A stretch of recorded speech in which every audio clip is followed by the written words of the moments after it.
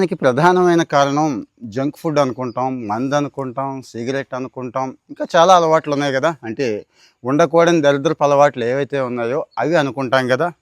వాటన్నిటికంటే పెద్ద దరిద్రపు అలవాటు ఒకటి చెప్తానండి. ఈ మధ్య కాలంలో బాగా పెరిగిపోయి అందరూ పిల్లా పాపల దగ్గర నుంచి అందరం అడిక్ట్ అయిపోయిన అలవాటు కూర్చొని ఉండటం. కూర్చొని చెప్తున్నారు కదా మీరు అంటారేమో. నేను 5 నిమిషాలే కూర్చుంటాను, తర్వాత కూర్చోనండి. మళ్ళీ అరగంట దాకా కూర్చోను. కనీసం మీరు అరగంటకి, గంటకి లేవండి, లేచి నిలబడండి, కాస్త అటు ఇటు తిరగండి, వీలైతే కాస్త నడవండి అని చెప్తున్నారండి. అరే ఎలా అంటారేమో. చెప్తాను, ఆ చిట్కాలు కూడా చెప్తాను. ఇంట్లో ఏదైనా వస్తువు ఉంది, డస్ట్‌బిన్ దగ్గర నుంచి, రిమోట్ దగ్గర నుంచి, ఫోన్ దగ్గర నుంచి ఏదో ఒకటి ఉంటాయి కదా, దూరంగా పెట్టండి.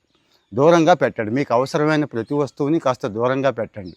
ఆటోమేటిక్‌గా లేచి వెళ్ళి తెచ్చుకుంటాం. అలాగే మీకు అందరికీ కామన్‌గా ఉన్న హ్యాబిట్ ఏంటో తెలిసిందే కదా, ఫోన్ మాట్లాడాలి అంటే ఫోన్ వచ్చింది అనుకుంటే లేచిపోండి, లేచి నిలబడి మాట్లాడండి. అంటే నేను ఫాలో అవుతున్నవే చెప్తున్నానండి. వీలైతే 4 అడుగులు వేస్తూ అటు ఇటు తిరుగుతూ మాట్లాడండి. మీకు తెలియకుండానే ఈ ఒక్క చిన్న హ్యాబిట్ పెట్టుకోండి, 2 లేక 3000 అడుగులు నడిచేస్తారండి. అంటే కాస్త రోజుకి ఒక అరగంట, గంట ఫోన్ మాట్లాడే వాళ్ళ గురించి చెప్తున్నాను. ఇంకొకటి కూడా ఉందండి. ఫోన్ వచ్చినప్పుడు ఖచ్చితంగా నిలబడే ఉండాలి అనే రూల్ పెట్టేసుకొని బాడీకి అలవాటు చేసేయండి.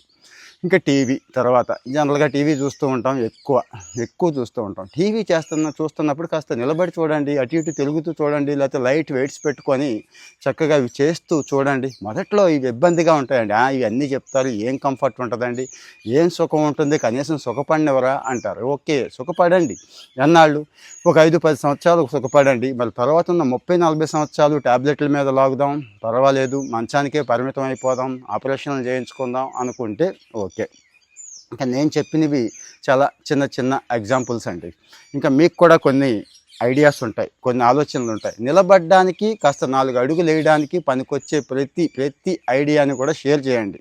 అంటే అటు ఫ్యామిలీలో కావచ్చు, ఇటు వర్క్ ప్లేస్లో కావచ్చు, ఎక్కడైనా కానీ ఇప్పుడు అవసరం అండి. ఆ ఐడియాస్ చాలా అవసరం. సో మీకు ఏమనిపిస్తే అది చేయండి. రెండోది, వర్క్ ప్లేస్లో కూర్చోవటం చాలా కంఫర్ట్ అనుకొని కూర్చోవడం మాత్రమే కంఫర్టు, కూర్చోవడం మాత్రమే గౌరవం, కూర్చొని ఉన్నవాడే సూపర్ అని ఒకటి పెట్టేసుకున్నాం కదా, కాదు, అది పోగొట్టాలి. అందరం కూడా పెద్ద ఆఫీసర్లే నించొని వర్క్ చేసుకోవడం అలవాటు చేసుకున్నారు. అంటే వాళ్ళకి అర్థమైపోయింది.